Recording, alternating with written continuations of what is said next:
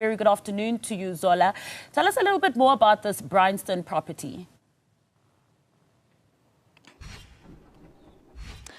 Well, Massa, according to the information that we received from the MMC, we understand that this home actually belongs to a couple that went separate ways, and they were in a process of actually auctioning or selling the house, and that is when it was allegedly hijacked in about 5 years.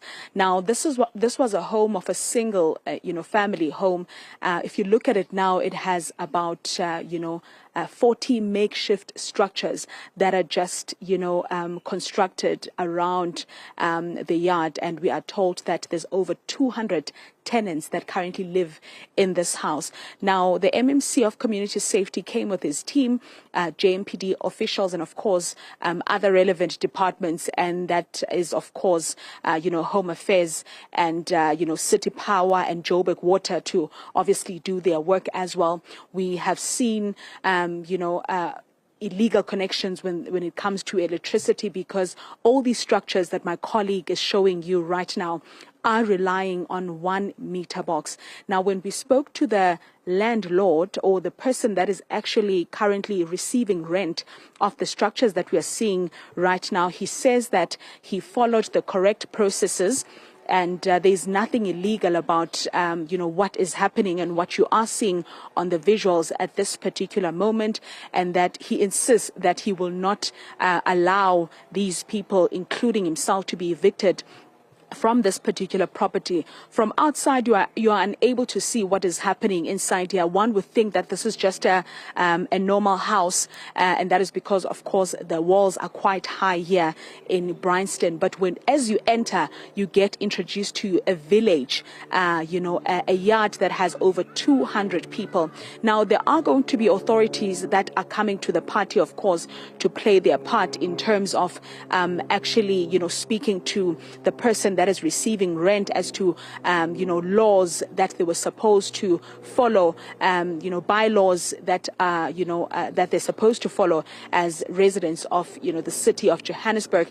And seemingly, there are a lot of people that, operate motorbikes that live in these kind of premises. Now, during this raid, the MMC mentioned that there's a lot of these, alleged hijacked buildings in the city of Johannesburg, particularly in areas such as braynston, Sandton and Sandhurst, and they have been doing a lot of crackdown. You would remember that in just about a week ago, there was an operation that was done in a house almost similar to this one, where they found that there was some illegal activity that was taking place in that kind of house.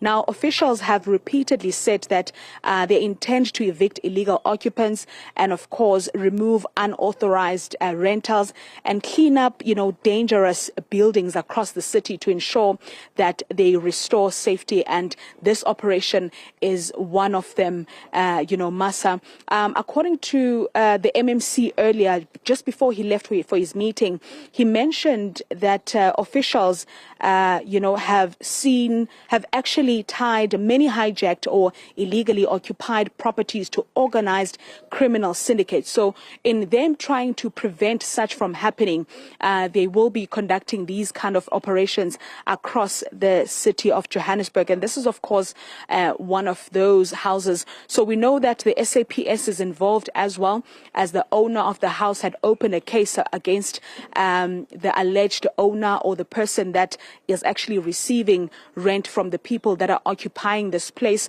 And he says that he wants to demolish these structures that you're seeing here, because seeing his house, or what he used to call his home for his family a couple of years back in this particular state, has actually made him quite emotional, because he has been fighting this battle for several years before an intervention by the city of Johannesburg was actually done. Now, seeing what is happening on the other side of the house, it gives them a bit of hope that, he is getting close to actually getting his house back. So some of the tenants are not around, and some have been coming in small numbers. Of course, they've been alerted by those that live here.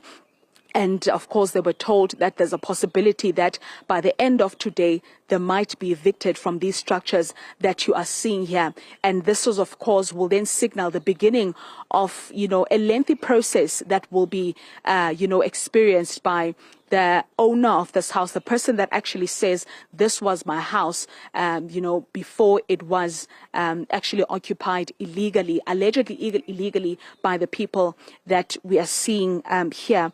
I must say, Masa, that according to the information that we received, of course, from some of the tenants, they are saying that they are paying an amount of about 2,000 rands for each of these structures. And there's many of them. Hence, I said there's over 200 people that are occupying this property. Some of them live in these structures, and some of them live in the main house.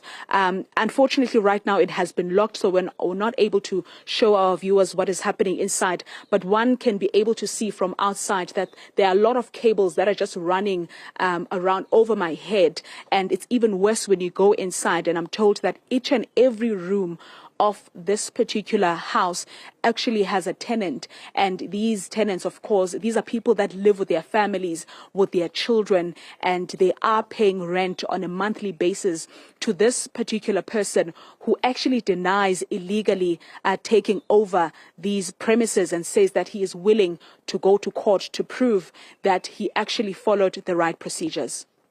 So, Zola, clearly a plethora of laws being flouted there. And during that raid earlier today, what else has been uncovered?